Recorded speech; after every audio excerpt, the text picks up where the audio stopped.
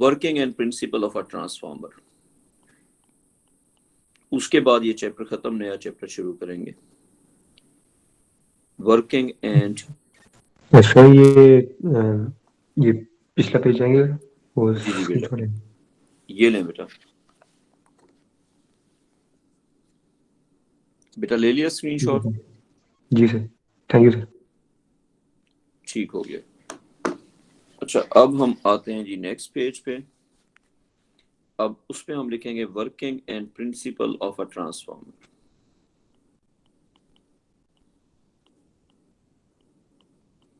Working and principle of a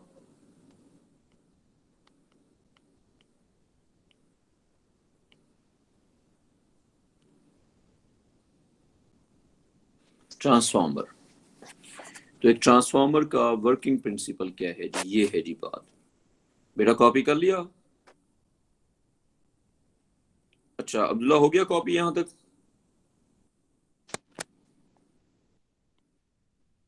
Abdullah भाई copy हो गया यहां तक? अच्छा अब हम आगे चलते हैं। अब इसमें जो पहली बात हमने लिखनी है वो ये है कि why do we need, sorry बच्चों, why do we need a transformer? Transformer क्यों चाहिए होता है? Why do we need a transformer? तो एक ट्रांसफार्मर की जरूरत क्यों होती है, ये है जी क्वेश्चन। कभी कभी ऐसा होता है कि आपको बड़ी वोल्टेज पे लो करंट चाहिए होता है, और कभी कभी ऐसा होता है कि आपको लो वोल्टेज पे बड़ा करंट चाहिए होता है। तो पावर पावर आपको जो चाहिए वो चेंज नहीं होती। आपको कभी कभी आपकी जो रिक्वायरमेंट है वोल्टेज और करंट की वो वेरी करती है। और ट्रांसफार्मर जो है उस रिक्वायरमेंट को पूरा करते हैं। तो कभी कभी ये होता है कि आपको लो वोल्टेज पे चाहिए होता है हाई करंट, और कभी कभी आपको चाहिए होता है हाई करंट पे लो वोल्टेज। तो उसके लिए आपको जरूरत पड़ती है किसकी? ट्रांसफार्मर की।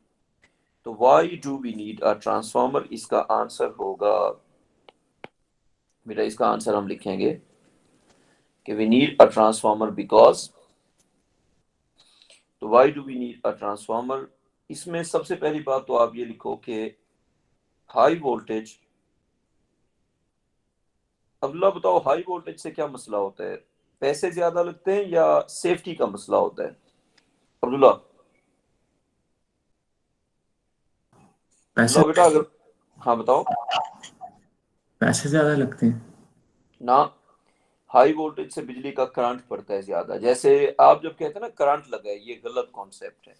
मैं आपको बताता हूँ। अगर फर्ज करें आपके पास है 10,000 वोल्ट और 1 एम्पियर, और आपके पास है 10,000 एम्पियर और 1 वोल्ट। बिजली नंबर 1, बिजली नंबर 2। अब्दुल्ला इनमें से कौन सी बिजली है जो ज्यादा करंट मारेगी, नंबर 2 वाली या नंबर 1 वाली? सर नंबर 2 वाली। नहीं, गलत कॉन्सेप्ट। नंबर 1 वाली। नंबर 1 वाली सही कॉन्सेप्ट। अच्छा बच्चों, मैं आपको ना एक एग्जांपल बताता हूँ जिससे आपको समझ आ जाएगी। अब्दुल्ला तुमने देखा होगा कभी सी शोर के ऊपर ना लोग जो है वो फिर रहे होते हैं, और पानी उन्हें बिल्कुल कुछ नहीं कहता। लेकिन जो वो यूज करते हैं सिक्योरिटी वाले, क्या नाम है उसका, जो वाटर कैनन यूज करते हैं, वाटर कैनन में तो पानी की अमाउंट भी इतनी नहीं होती। अब्दुल्ला ये बताओ, पानी की अमाउंट कहाँ पे ज्यादा है, सी शोर पे या वाटर कैनन में? सी शोर क्या में कहते हैं, ज्यादा है ना। लेकिन उसमें लोग वॉक कर रहे होते हैं, सब कुछ कर रहे होते हैं, उनको कुछ नहीं होता ना। लेकिन जो वाटर कैनन होता है वहां पे क्या होता है, लोगों को मसला होता है ना, वो डैमेज करती है। तो अब्दुल्ला इस एग्जांपल में अगर मैं आपसे पूछूं कि ज्यादा डैमेजिंग क्या है, वाटर की अमाउंट या प्रेशर? जल्दी से बताओ। Pressure sir. प्रेशर। तो बेटा वोल्टेज और करंट इसी तरह है। करंट होता है अमाउंट ऑफ चार्जेस और वोल्टेज होता है प्रेशर ऑफ चार्जेस। तो अब्दुल्ला फिर डैमेजिंग क्या होगा, क्या कहते हो, प्रेशर या अमाउंट? सर प्रेशर वोल्टेज होगा फिर इसके। तो अगर 1 वोल्ट पे आपके पास 1 मिलियन एम्पियर भी है, वो आपको ना करंट मारेगा ना डैमेज करेगा, कुछ भी नहीं कहेगा, इट्स नॉट डेंजरस। ठीक है। लेकिन जो आपके पास होगा 10,000 वोल्ट पे 1 एम्पियर, वो क्या होगा, डेंजरस होगा। तो हाई वोल्टेज जो है वो सेफ टू यूज नहीं है। तो फिर अब्दुल्ला आप पूछ सकते हैं कि वाई नॉट फिर लो वोल्टेज? अच्छा अब्दुल्ला ये बताओ, कभी तुमने देखा है कि किसी बंदे को गाड़ी गाड़ी से करंट लगाओ, हालांकि उसमें भी तो बिजली होती है, एसी भी चलता है, सारा कुछ होता है, कभी किसी को गाड़ी से करंट पड़े हुए देखा है? No sir. नहीं देखा ना, क्यों? सर उस पे वोल्टेज कम होती है मेरे ख्याल में। जबरदस्त, सही बोल रहे हो, उसमें वोल्टेज कम होती है, तो क्योंकि उसमें वोल्टेज कम होती है इसलिए वो डेंजरस नहीं होता। तो जब वोल्टेज कम होगी तो जो इलेक्ट्रिसिटी है इट्स सेफ टू यूज। तो हाई वोल्टेज जो है हम कहेंगे is not safe to use. तो अब्दुल्ला अगर सेफ्टी चाहिए तो फिर वोल्टेज को क्या करना पड़ेगा, लोअर करना पड़ेगा। सो lower the voltage, lower the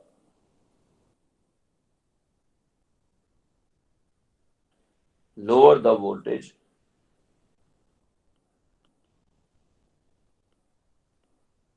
to lower the voltage to use electricity safely।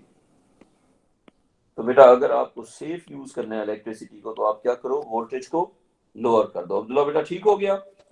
और अगर अगर आप वोल्टेज को करेंगे लोअर तो फिर करंट आपको ज्यादा रखना पड़ेगा। करंट के ज्यादा होने से क्या नुकसान होगा, लिखो losses in an electric losses in an electric circuit, losses in an electric circuit depend on the current. Losses in an electric circuit depend on the current. Lower the current,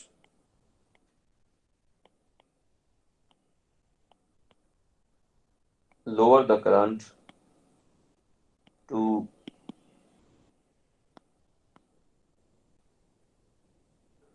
lower the current to reduce lower the current to reduce the losses। तो अगर आपको बिजली के losses कम करने तो आप क्या करो, करंट को कम कर लो। अब्दुल्ला बेटा आ गई यहां तक बात समझ? जी सर। सेफ्टी के लिए वोल्टेज को कम करो और लॉसेस कम करने दो, करंट को कम करो। लेकिन एक बात याद रखो, आपकी डिवाइस को चाहिए पावर। पावर तो उतनी देनी पड़ेगी, पावर होती है करंट और वोल्टेज का मल्टीपल। तो अब्दुल्ला अगर पावर उतनी देनी पड़ेगी तो करंट को रिड्यूस करने से वोल्टेज पे क्या इम्पैक्ट होगा, क्या कहते हो? सर वोल्टेज ज्यादा करनी पड़ेगी। ज्यादा करनी पड़ेगी या ज्यादा हो जाएगी, दोनों केसेस में एक ही बात है, या तो वोल्टेज ज्यादा करनी पड़ेगी या वोल्टेज ज्यादा हो जाएगी। और अब्दुल्ला जब वोल्टेज को कम करेंगे तो करंट पे क्या इफेक्ट होगा?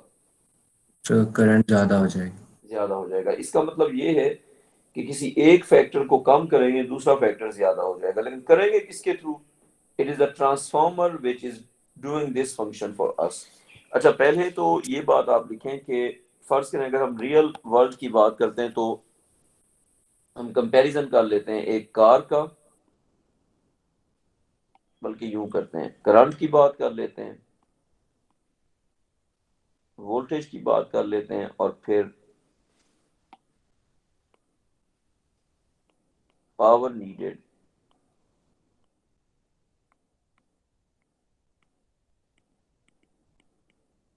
For a device. हम दो तीन सिस्टम्स का थोड़ा सा कंपैरिजन देखते हैं। अच्छा अब फर्ज करें अगर हम बात करते हैं पाकिस्तान की, पाकिस्तान में वोल्टेज होती है 220 वोल्ट। अच्छा इसी तरह फिर यूएसए में वोल्टेज होती है, अब्दुल्ला है पता यूएसए में कितनी होती है? 110 वोल्ट ना।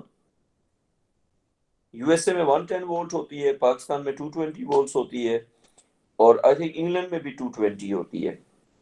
लेकिन जापान में फिर होती है आई थिंक उसमें फिर 110 वापस हो जाती है। अच्छा मतलब डिफरेंट कंट्रीज में डिफरेंट वोल्टेजेस हैं, 110 और 220 स्टैंडर्ड चलते हैं। गाड़ी जो है उसमें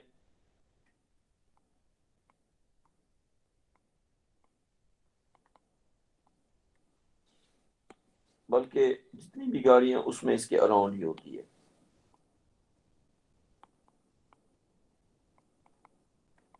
तो इट्स अबाउट 11 वोल्ट, लेकिन असल में 12 होती है। मैं इनको मल्टीपल्स रखना चाहता हूँ। अच्छा अब्दुल्ला, मेन पॉइंट ये है कि अगर सेम डिवाइस हम डिफरेंट जगहों पे चलाएंगे तो उसका सेम क्या होगा, उसका सेम पावर होगा। अगर हम सेम डिवाइस डिफरेंट जगह पे चलाएंगे तो पावर उसका सेम रहेगा, पावर कम ज्यादा नहीं होता। तो अगर हम एक एसी चलाते हैं पाकिस्तान में और वो लेता है 2200 वॉट, तो वही वाला एसी उसी परफॉर्मेंस के साथ यूएसए में भी कितना लेगा, 2200 वॉट, और वो कार की बैटरी में भी कितना लेगा, 2200 वॉट। अब्दुल्ला आप करंट बताओ, पाकिस्तान में कितना करंट लेगा एसी, जल्दी से। सर एक मिनट कैलकुलेट कर रहा हूँ।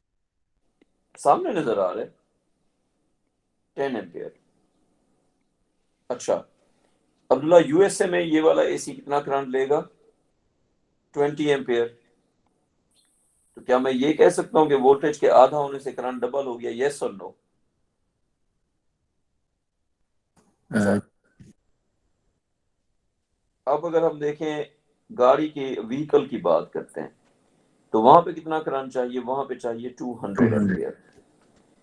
अब मेरी एक बात सुनो, गाड़ी की अगर आप वायरिंग्स देखो तो वो बड़ी मोटी किस्म की होती है, थिक होती है।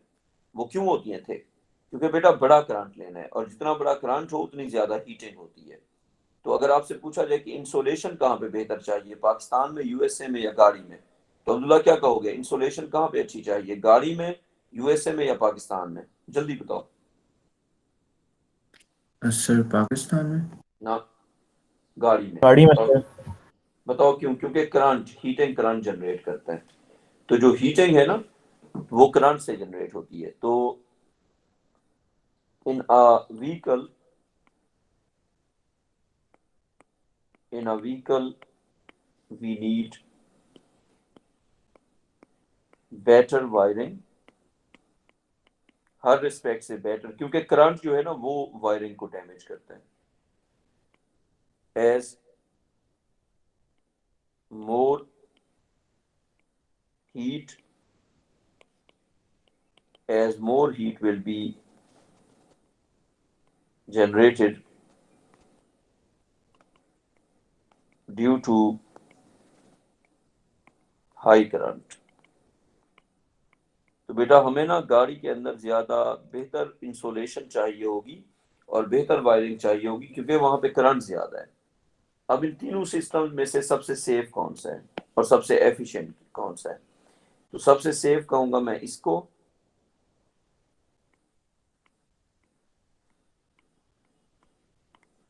और सबसे एफिशिएंट कौन सा वाला होगा, वो ये वाला, the least losses. Abdullah losses को कम करना है, क्या किया जाए, जल्दी से बताओ। अब्दुल्ला लॉसेस को कम सर करना है, क्या क्या वोल्टेज किया को जाए? इंक्रीज कर दें। क्या करें? वोल्टेज को इंक्रीज करना चाहिए। करंट को कम करो। तुम मेन बात करो ना, वोल्टेज को बात सुनो, वोल्टेज को बढ़ाने से करंट कम होगा, लेकिन असल इम्पैक्ट वोल्टेज के बढ़ने का होगा या करंट के कम होने का होगा, क्या कहते हो? करंट के कम होने को।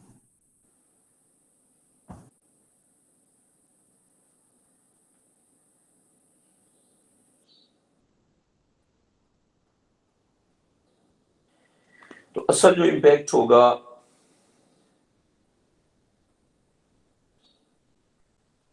असल जो इम्पैक्ट होगा वो होगा करंट के कम होने से लॉसेस कम हो जाएंगे। और अब्दुल्ला अगर इलेक्ट्रिसिटी को सेफ बनाना है, ठीक है, तो फिर क्या किया जाए? How will we ensure the safe use of electricity? बताएं अब्दुल्ला, अगर इलेक्ट्रिसिटी को हमने सेफली यूज करना है तो व्हाट इज द मेथड, जल्दी से बताओ। हम सब वोल्टेज वोल्टेज को कम करो, वोल्टेज को कम कम करो। कर दें। हाँ सर तो हम, लेकिन वो जो करंट पे नहीं डिपेंड करता। ना ना ना ना ना, सेफ्टी जो है वो वोल्टेज डिपेंडेंट है और जो लॉसेस हैं वो करंट डिपेंडेंट है। Simple is that, power fix रहेगी। समझ आ गई बात? जी सर। अगर आपको इलेक्ट्रिसिटी को सेव करना है, आपको लो वोल्टेज पे यूज करना है, और अगर आपने लॉसेस को कम करना है तो आपने लो करंट पे यूज करना है। तो अब हम इसका ये लिखेंगे कि a transformer can be used a transformer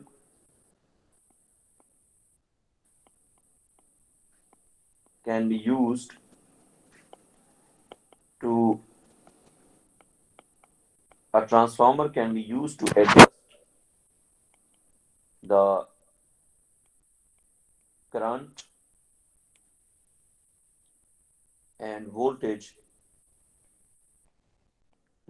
and voltage as needed without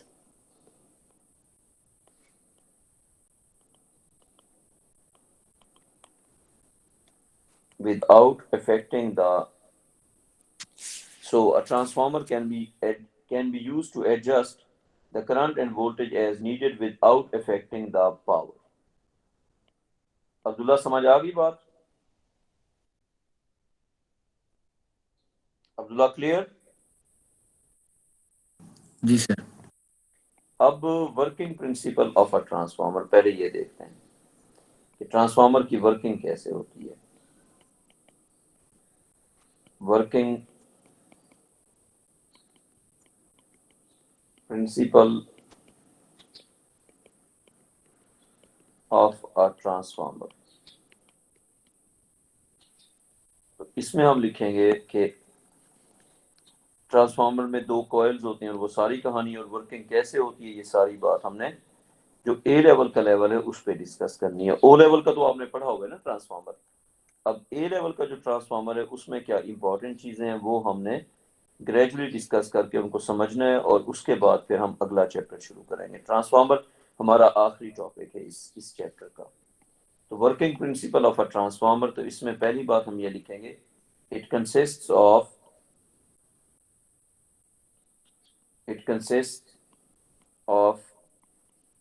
two it consists of two coils called primary and secondary coils. It consists of two coils called primary and secondary coils. अच्छा, उसके बाद अगली बात यह है कि ये work कैसे करता है। लिखो, a fluctuating current या an AC current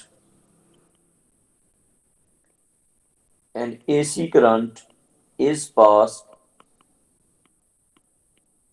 an AC current is passed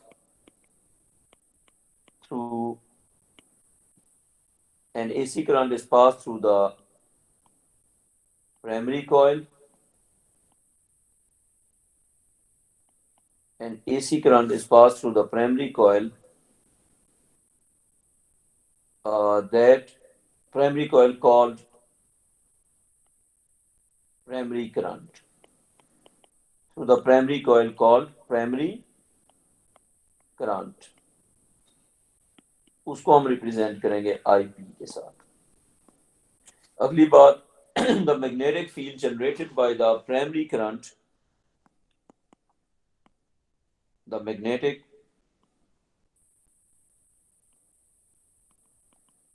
field generated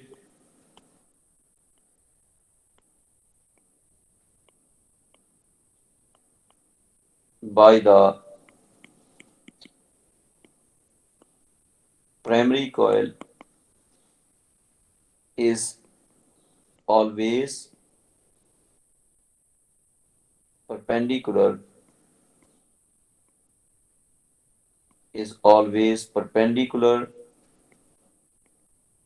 to the primary to the turns of the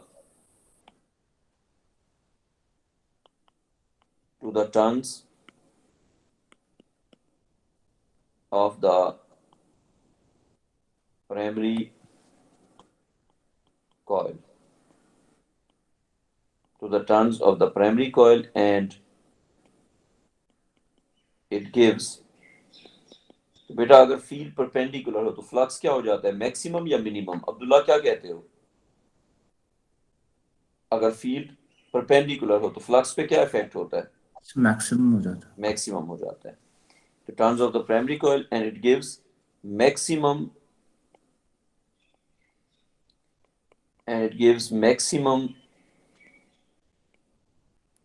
magnetic flux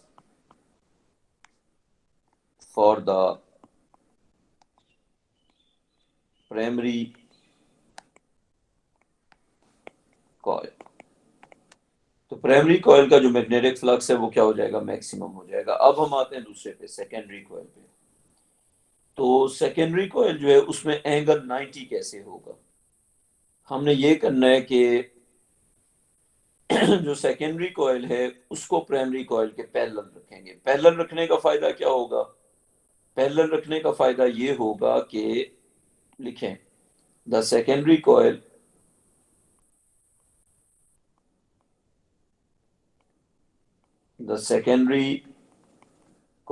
is placed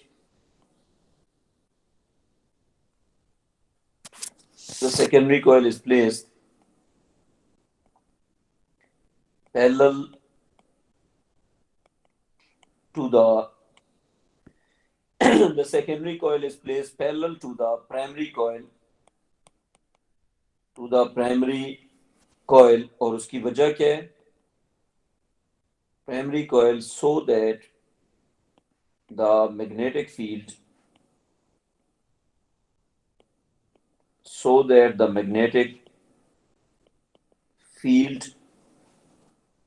must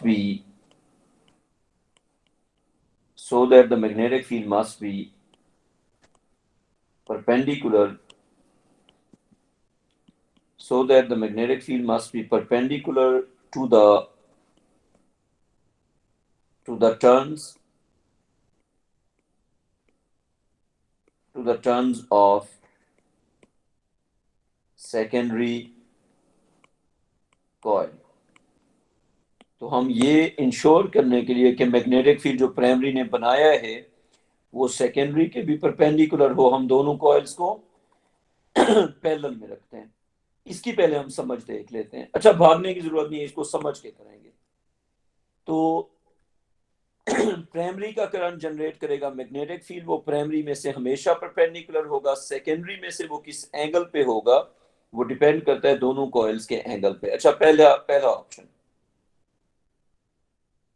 अगर हम दोनों कॉइल्स को रखते हैं जी, अच्छा मैंने जानबूझ के ना इस कॉइल के अंदर आयरन कोर नहीं बनाया हुआ, ठीक है, उसकी भी डिस्कशन करेंगे। तो मैंने जानबूझ के, अगर आप ये समझ लें ना कि मैंने भूल के नहीं बनाया, तो मैंने ऑन पर्पस नहीं बनाया। आपने कॉइल जो है वो हवा में बनानी है, ठीक है। कॉइल को आपने किसी आयरन कोर पे किसी चीज पे नहीं दिखाना, आपने कॉइल को किस पे बनाना है, हवा में बनाना है। बना दिया बच्चों? अव्वल साहब कैसे हो? जी सर, शुक्र अल्लाह। थोड़ा लेट हो गए हो, लगता है उठे लेट हो, है ना? जी सर, सॉरी सर, रात को बस नहीं थोड़ा नहीं, सा कोई लेट बात नहीं, कोई बात हो नहीं, गया वो था फिर सर। रिकॉर्डिंग में तुम्हें भेज दूंगा। जी बेहतर सर।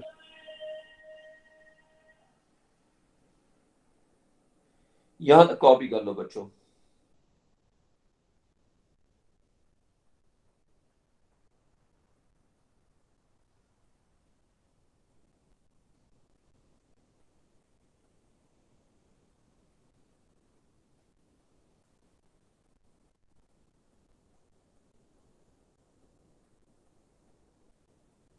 अच्छा, the secondary coil is placed parallel to the primary coil so that the magnetic field must be perpendicular to the turns of the secondary coil। ठीक है जी।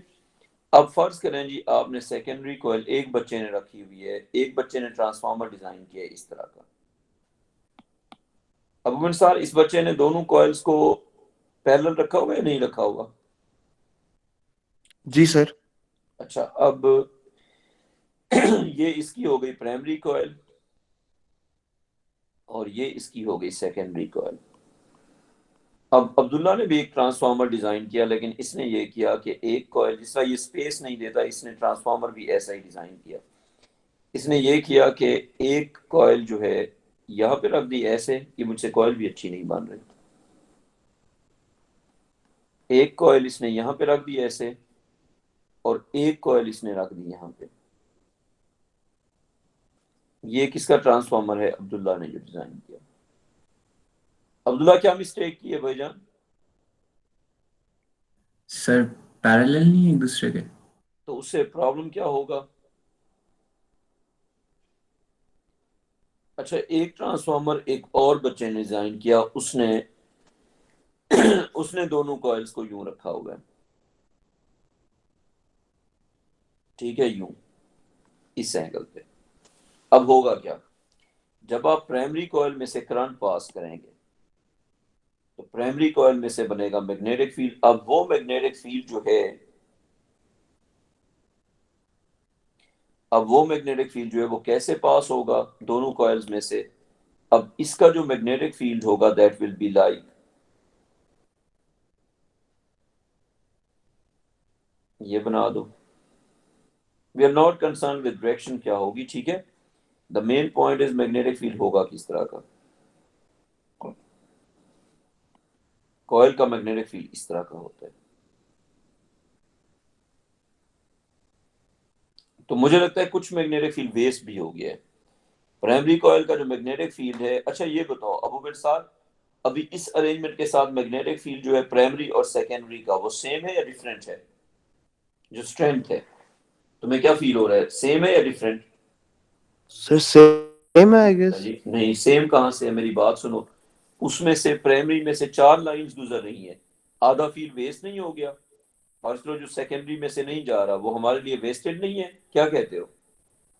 जी ठीक है सर। ये वेस्टेड है ना। जी अच्छा, ठीक और है सर। एक अच्छी बात क्या है कि इधर भी एंगल 90 है फील्ड का, और इधर भी एंगल क्या है, 90। और ये हमने क्या ड्रॉ किया हुआ है, मैग्नेटिक फील्ड। यानी कि जो मैग्नेटिक फील्ड है उसका जो एंगल बन रहा है वो दोनों साइड्स पे क्या बन रहा है, 90 डिग्री। यस और नो? मैग्नेटिक फील्ड का जो एंगल बन रहा है वो दोनों साइड्स पे 90 डिग्री बन रहा है। अच्छा, अब अबू बिन सार अगर इसका देखते हैं क्या बन जाएगा।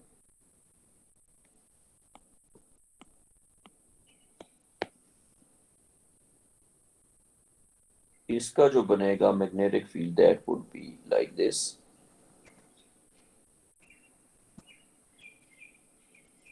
अच्छा, और फर्ज करें ये इधर से, ये दोनों साइड्स पे जाएगा ना, ठीक है।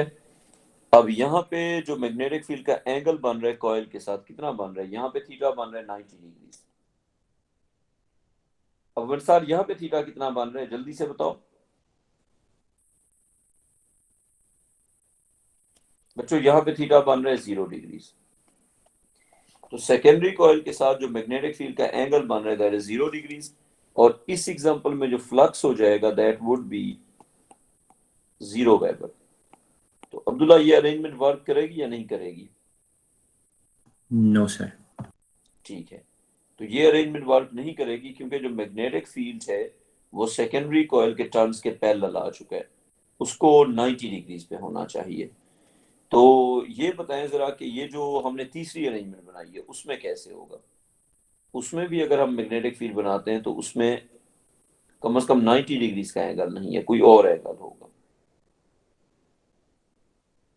फॉर एग्जांपल अगर हमने टिल्ट 45 पे किया हुआ है तो एंगल होगा होगा भी कितना, एंगल होगा भी, ये मैग्नेटिक फील्ड है तो यहाँ पे थीटा हो सकता है 30, 45 कुछ और हो।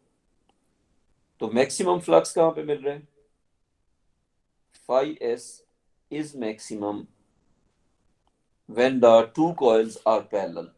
तो अब मेरे साथ दोनों कॉइल्स को पैरेलल रखना क्यों कंपलसरी है, जल्दी से बताओ। सर ताकि 5 मैक्सिमम मिले सर। ताकि सेकेंडरी का जो फ्लक्स है, प्राइमरी का तो हमेशा मैक्सिमम होगा। अब मेरे साथ ये बताओ, प्राइमरी का जो फ्लक्स है वो हमेशा मैक्सिमम होगा या नहीं होगा, यस और नो? Yes sir. मसला किसका आएगा, मसला सेकेंडरी का आएगा। सेकेंडरी के साथ जो मैग्नेटिक फील्ड लाइंस हैं वो परपेंडिकुलर तभी होंगी जब दोनों कॉइल्स पैरेलल में आ जाएंगी। तो हम ये कहेंगे कि the magnetic flux of the secondary coil will be maximum जब दोनों कॉइल्स क्या हो जाएंगी, परपेंडिकुलर हो जाएंगी. So the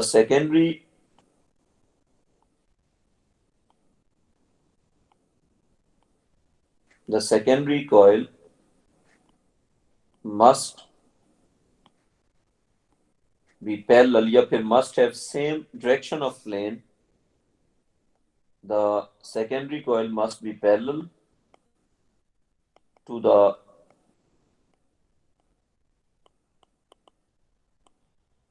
primary coil to ensure that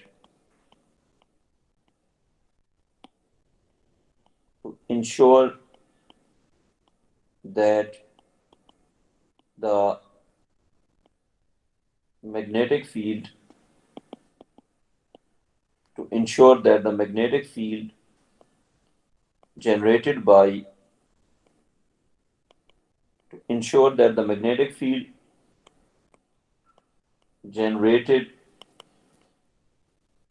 by the primary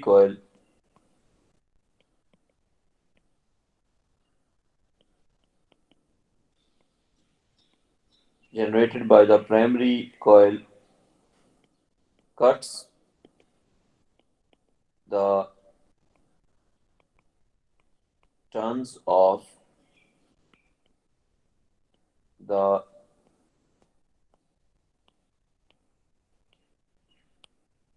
secondary coil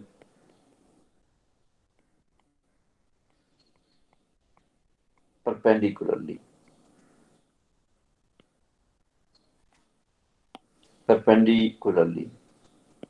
अब मिसाल क्लियर यहाँ तक? जी सर, अल्हम्दुलिल्लाह। अच्छा, अब ये बताओ जो फील्ड वेस्ट हो रहा है ये वाला, इसको कैसे खत्म करेंगे? इसके लिए फिर हम ये करेंगे कि कॉइल्स की वाइंडिंग कर देंगे. They will be wound on iron core.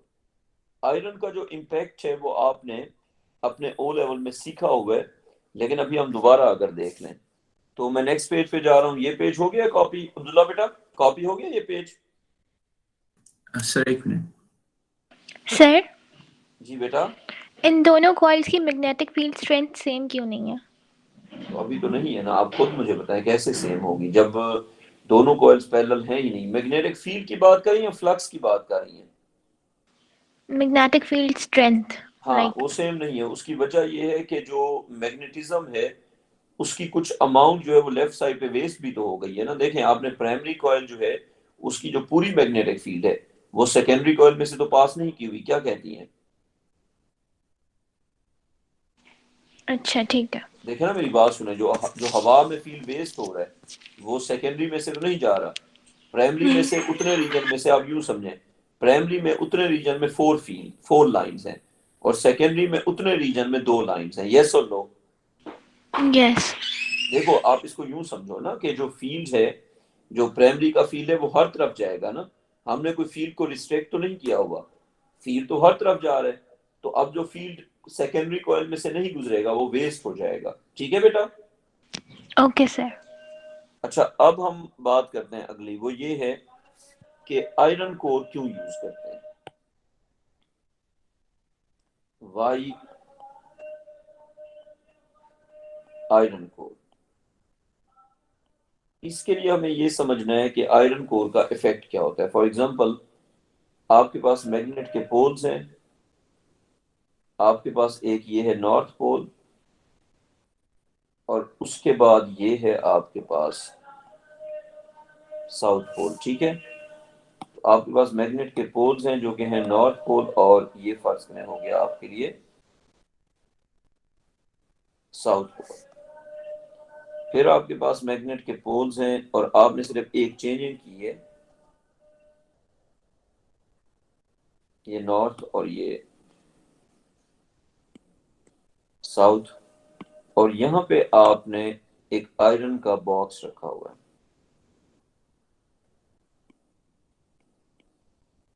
ये है फिगर 1 और ये है फिगर 2. तो अगर मैं कहूं draw magnetic field lines in figure 1 and figure 2, तो अमूमन सार फिगर 2 में क्या चेंज आ जाएगा? कुछ आती है समझ? इन फिगर 1 एंड फिगर 2 हमने बेटा क्या होगा आयरन आयरन यूज करने से मैग्नेट्स के इन बिटवीन? देखो जो पहले मैग्नेटिज्म है वो स्कैटर्ड होगी इस पूरे रीजन में, जो मैग्नेटिक फील्ड होगा वो इस पूरे रीजन में क्या होगा? स्कैटर्ड होगा।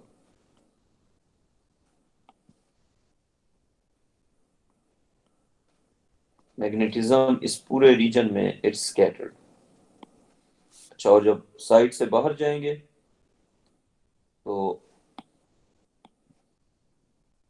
जब इस जगह से बाहर जाएंगे तो वीक होना शुरू हो जाएगा। अच्छा, अब अगर देखा जाए कि इसमें क्या होगा, इसमें यह होगा कि जितनी भी मैग्नेटिक फील्ड की लाइंस हैं वो सारी इसमें से पास होके जाएंगी।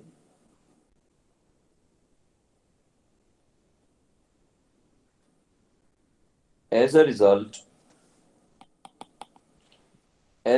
जो मैग्नेटिज्म है वो यहाँ पे बहुत ज्यादा स्ट्रेंथन हो जाएगी।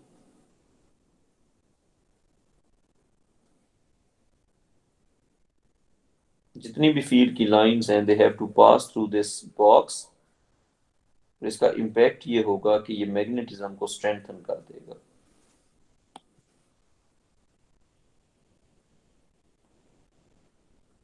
इसमें से गुजर के जाएंगी। अब इसने दो काम किए हैं।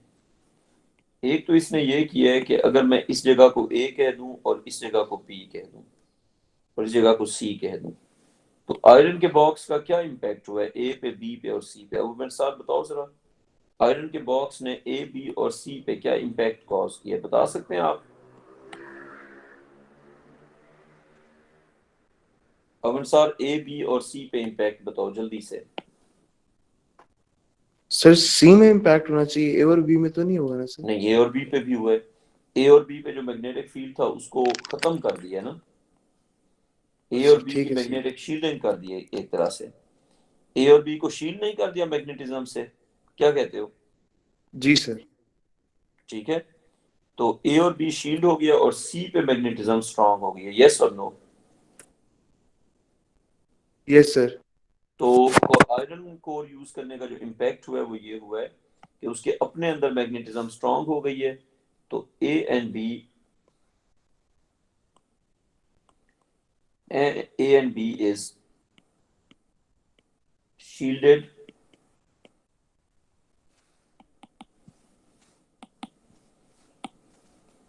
A and B is shielded from magnetism and C that is inside the iron core will have an even stronger magnetic field। इसका मतलब है आयरन कोर जो है वो मैग्नेटिज्म को कंसंट्रेट कर सकती है, स्ट्रॉन्गर मैग्नेटिक फील्ड। पहली बात यह कि कोर आयरन का बना हुआ क्यों होगा, उसके लिए हम लिखेंगे कि iron is a soft magnetic material जो कि पक्का मैग्नेट नहीं बनता लेकिन जल्दी मैग्नेटाइज हो जाता है और जल्दी डीमैग्नेटाइज हो जाता है। तो हम कहेंगे कि iron is a soft magnetic material. ये आपने ओ लेवल में सीखा होगा। Iron is a soft magnetic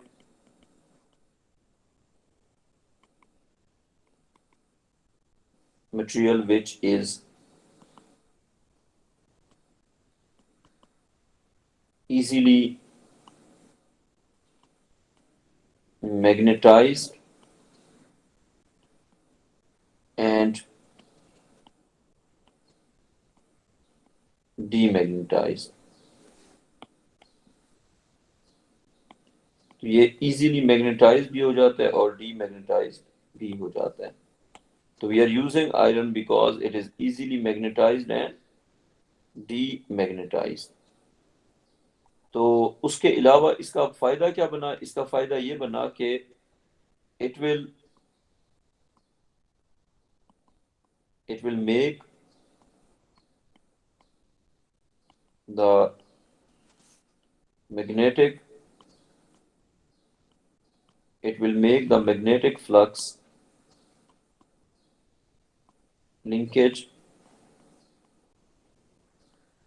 of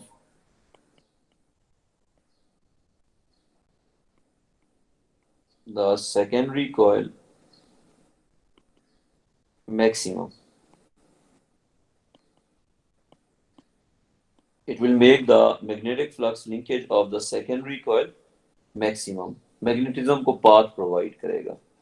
तो आयरन कोर के साथ क्या होता है और आयरन कोर के बगैर क्या होता है, अगर हम दोनों सिचुएशंस को देखते हैं, with iron core and without iron core. तो विद आयरन कोर अगर देखा जाए और विदाउट आयरन कोर देखा जाए, तो पहले हम देखते हैं विद आयरन कोर किस तरह का फील्ड होगा।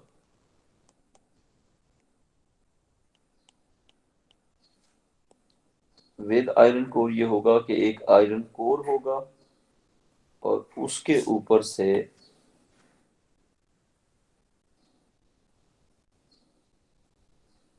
ये हो गया आयरन कोर, और इस आयरन कोर के ऊपर से भी है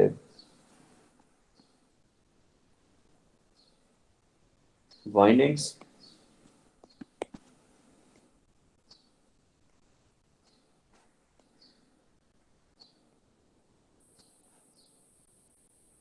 इस तरह से, और इधर से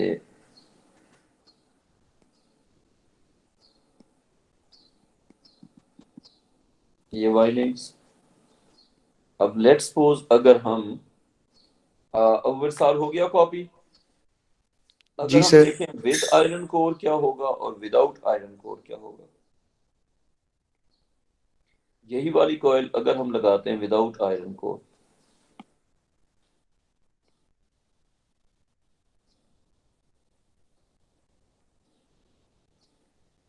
ये प्राइमरी और ये सेकेंडरी। तो with iron core and without iron core. With iron core ये होगा कि अगर हम इसमें से ये करंट पास कर रहे हैं, प्राइमरी करंट, तो इसका जो मैग्नेटिक फील्ड बनेगा वो इस कोर के विद इन रहेगा।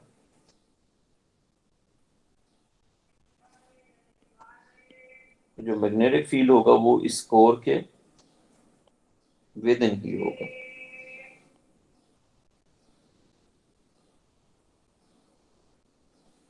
कौन से, मतलब इसके बाहर कुछ नहीं जाएगा, जो भी है वो इसके अंदर ही रहेगा। तो ये है जी मैग्नेटिक फील्ड, इस तरह बना दो।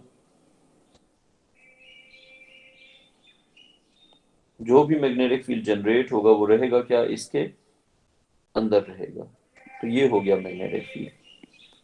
तो आयरन कोर यूज करके magnetic field with in iron core रहता है।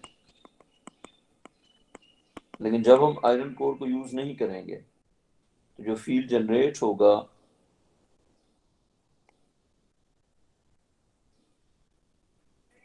वो हर तरफ स्कैटर करेगा।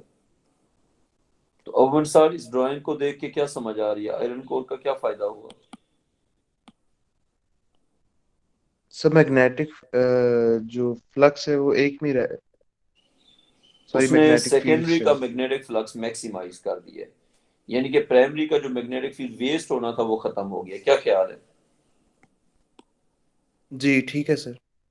तो आयरन कोर यूज करने से जो सेकेंडरी का मैग्नेटिक फ्लक्स है वो क्या हो जाएगा, मैक्सिमम हो जाएगा। इनफैक्ट हम ये इज्यूम करते हैं कि जो सेकेंडरी का मैग्नेटिक फ्लक्स पर टर्न है वो प्राइमरी के मैग्नेटिक फ्लक्स पर टर्न के इक्वल हो जाता है।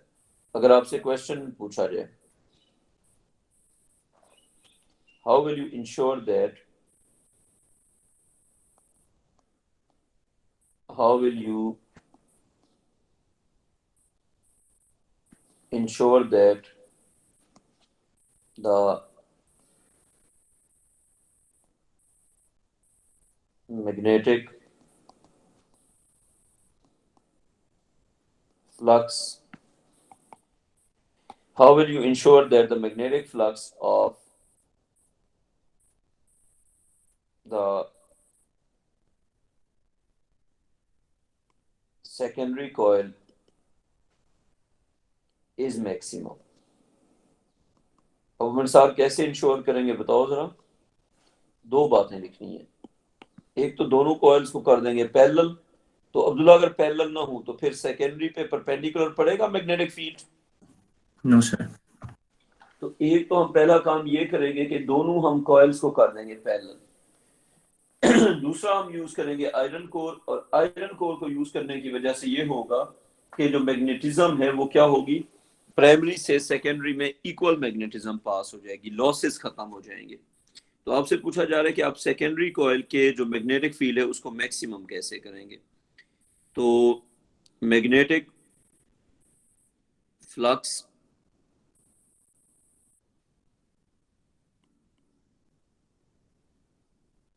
of secondary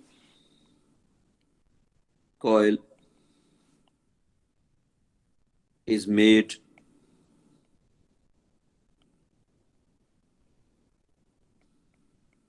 maximum by, पहला option is made maximum by, बच्चों एक सेकंड में जरा सिर्फ मुझे एक सेकंड दे दो।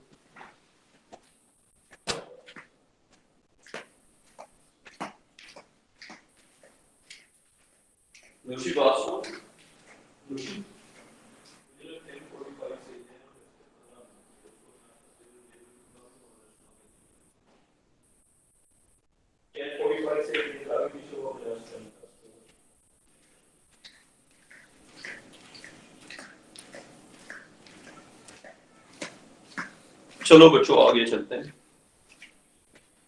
तो हमने ये लिखा कि magnetic flux of secondary coil is made maximum by number 1 using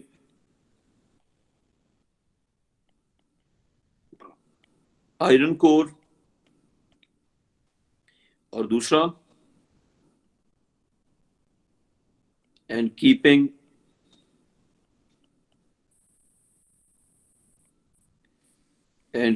the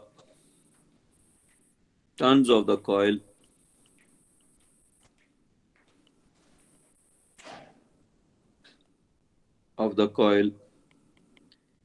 in same plane, यानी कि पैरेलल। अब विंसार ठीक हो गया?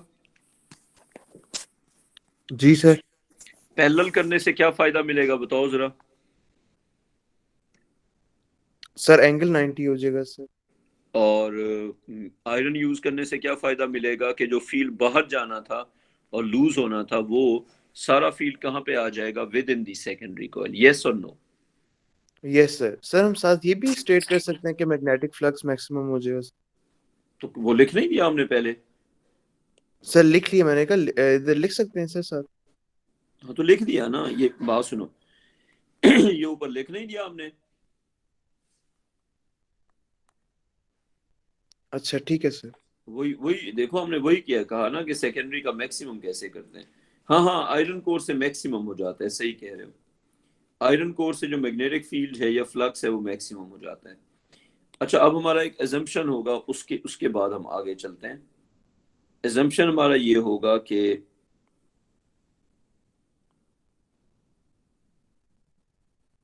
अब एजम्पशन हमारा ये चलेगा।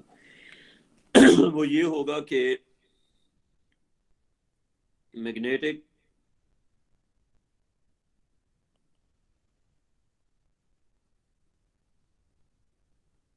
फ्लक्स पर turn in primary coil, magnetic flux per turn in the primary coil। अब इस अरेंजमेंट के बाद फिर हम ये इज्यूम करेंगे कि जो प्राइमरी कॉइल में होगा फ्लक्स पर टर्न, वही फ्लक्स पर टर्न होगा सेकेंडरी कॉइल में। यानी कि फ्लक्स पर टर्न दोनों कॉइल्स में सेम या तो होगा या हम इज्यूम कर रहे हैं, और ट्रांसफार्मर का ये असम्पशन है। मैग्नेटिक फ्लक्स पर turn in primary coil is equal to magnetic flux पर टर्न इन सेकेंडरी कॉइल। और बच्चों इसको हम रिप्रेजेंट करते हैं फाई के साथ, ग्रीक लेटर फाई। ठीक है बच्चों, we are representing that with Greek letter phi. अब इंसार ठीक हो गया। जी सर। अब ये तो है फ्लक्स पर टन। अगर टोटल फ्लक्स की बात की जाए तो टोटल फ्लक्स जो है वो सेम नहीं होगा। फर्ज करें अगर प्राइमरी का हम देखते हैं टोटल,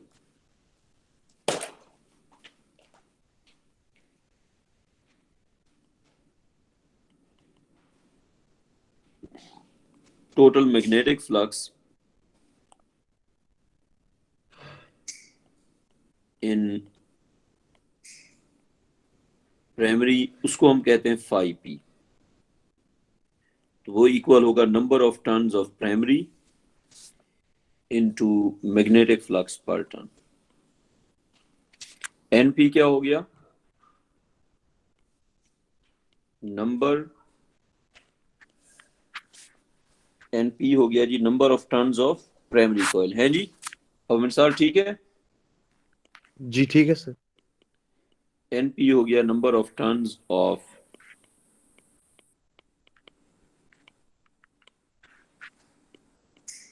प्राइमरी कॉइल, और फाई हो गया, यू ऑलरेडी नो, फ्लक्स पर टर्न। अच्छा, उसी तरह फिर अगर हम लिखते हैं टोटल मैग्नेटिक फ्लक्स,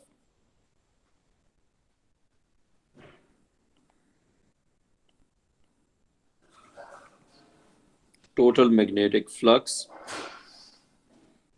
इन सेकेंडरी कॉइल क्या हो जाएगा बेटा जी विंसार? वो भी फिर हो जाएगा phi s is equal to N s into phi. ये कॉइल का हमने इसी तरह सीखा था ना, देखो अगर आपको याद हो तो हमने कहा था फाई होता है, फर्ज करें जी, फ्लक्स पर टर्न। जब हमने कॉइल की अंडरस्टैंडिंग देखी थी तो हमने यही नहीं सीखा था कि फ्लक्स पर टर्न होता है बी ए साइन थीटा, और टोटल फ्लक्स होता है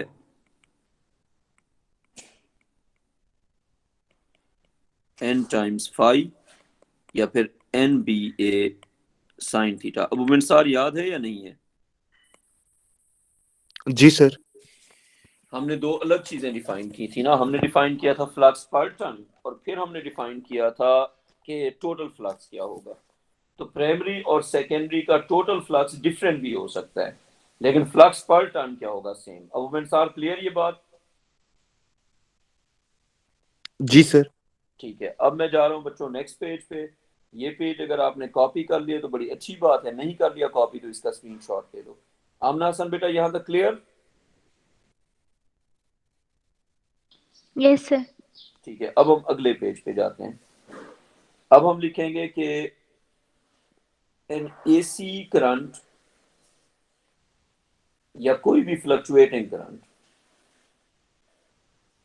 एन एसी करंट, क्या मैं इसको फ्लक्चुएटिंग करंट कह सकता हूं? अब सर यस और नो?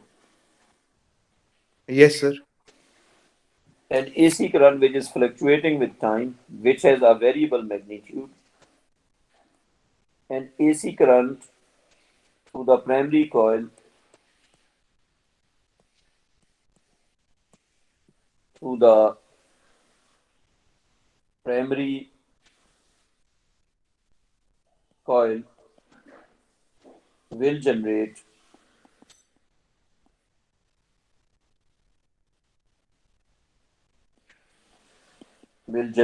a variable या फिर changing, will generate a changing magnetic will generate a changing magnetic flux that will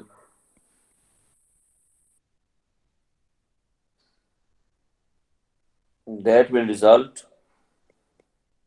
in the electromagnetic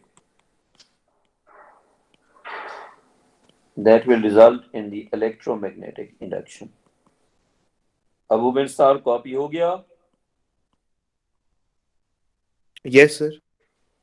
तो ज़ाहिर सी बात है अगर फ्लक्स वेरिएबल होगा तो उससे क्या होगी? इंडक्शन होगी। अब इसके बाद हम जाते हैं जी अगली बात पे। तो वेरिएबल मैग्नेटिक फील्ड से क्या कॉज होगी? इंडक्शन कॉज होगी। अब सबसे पहले अगर हम बात करते हैं, लेट्स सपोज ये हमारा ग्राफ है प्राइमरी करंट का,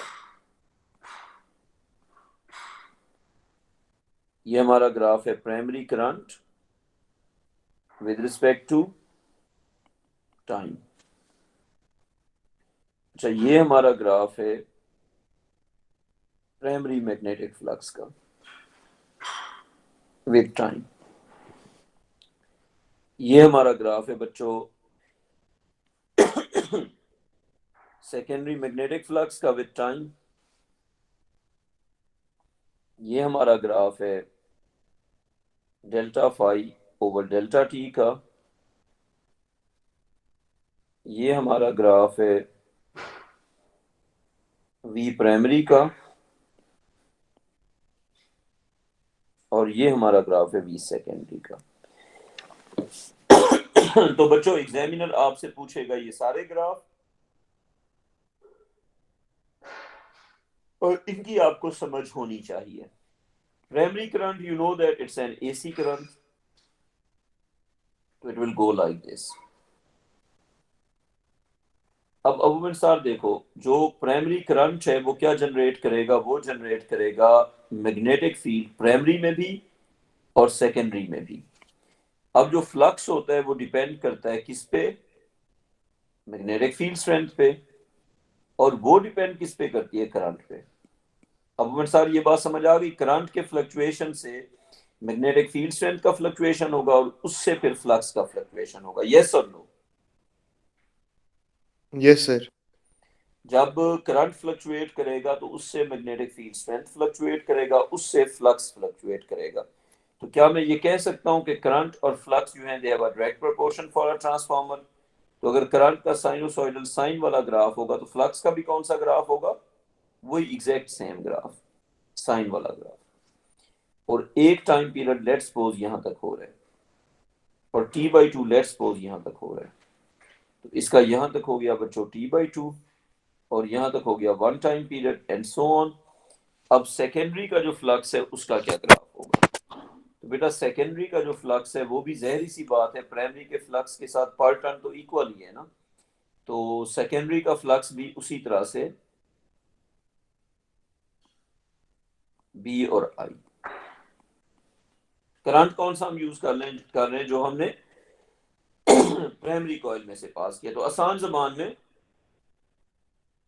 प्राइमरी के करंट से जो मैग्नेटिक फील्ड बनेगा वो प्राइमरी में से भी पास होगा और सेकेंडरी में से भी पास होगा।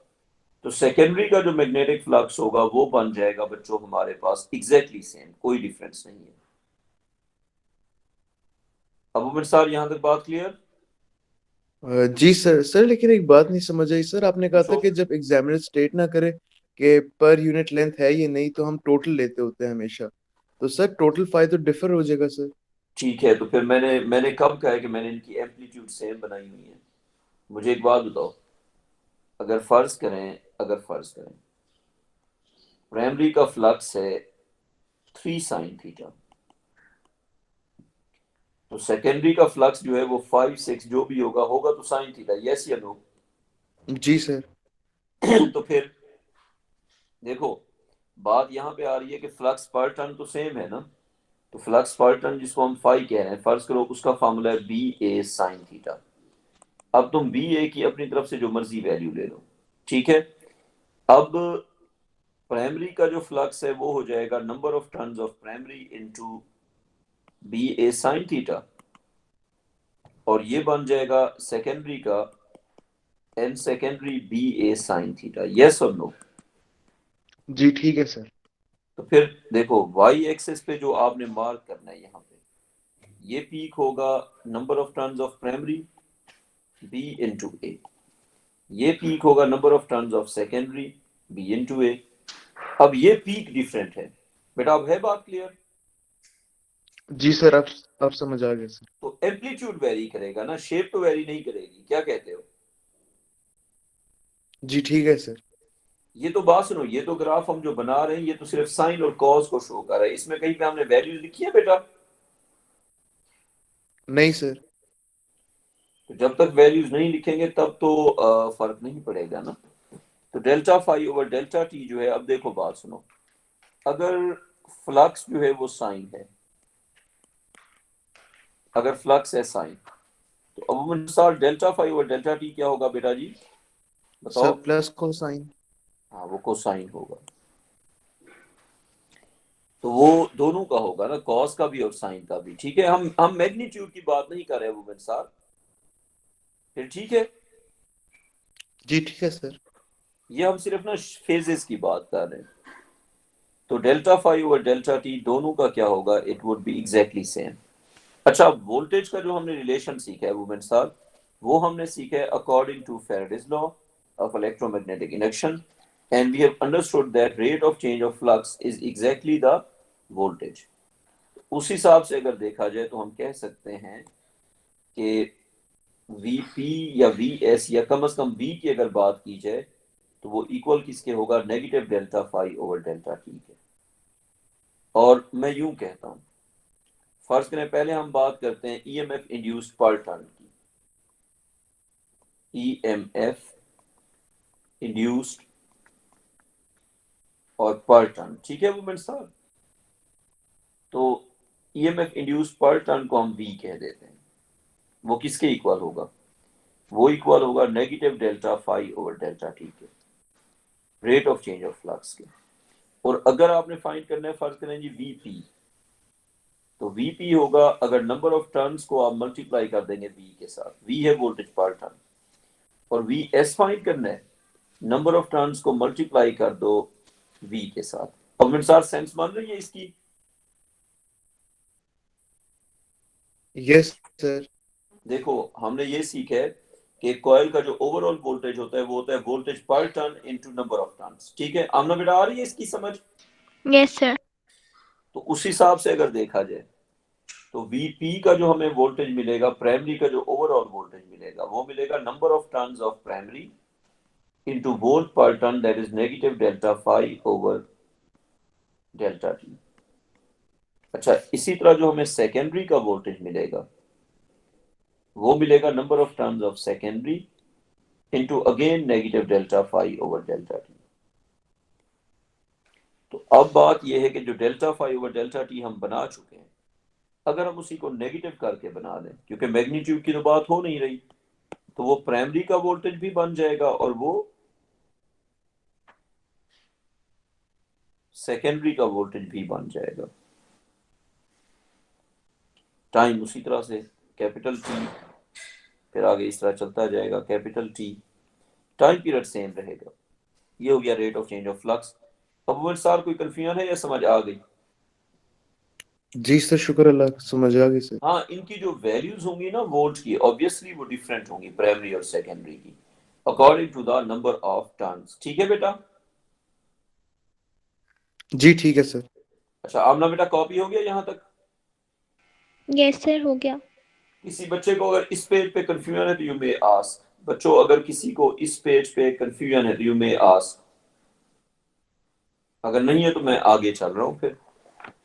अच्छा, अब देखें, अब अगर हम देखते हैं formula for transformer, relation between volts and number of turns, relation between, ये आज की आखिरी चीज होगी, फिर यहां से आगे इंशाल्लाह कल कंटिन्यू करेंगे। और अबूबकर साहब 9 बजे उठने में मसला होता है? नहीं सर, नॉर्मली मैं इससे भी ज्यादा जल्दी उठता हूँ, आज बस गलती ओए से लेट होए, हो गया था। चलो कल फिर बच्चों 9 बजे आ जाना यार क्लास में। अगर 9 बजे मुश्किल हो रही हो तो मुझे कल बताना, फिर अगले वीकेंड पे टाइम चेंज कर देंगे। तो relation between volts and number of,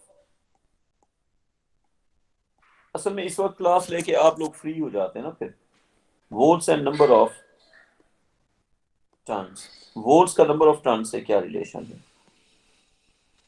तो बेटा ये इस तरह से चल रहा है कि बेशक हम प्राइमरी की बात करें, बेशक हम सेकेंडरी की बात करें, फर्ज करें इसमें 3 टर्न्स हैं,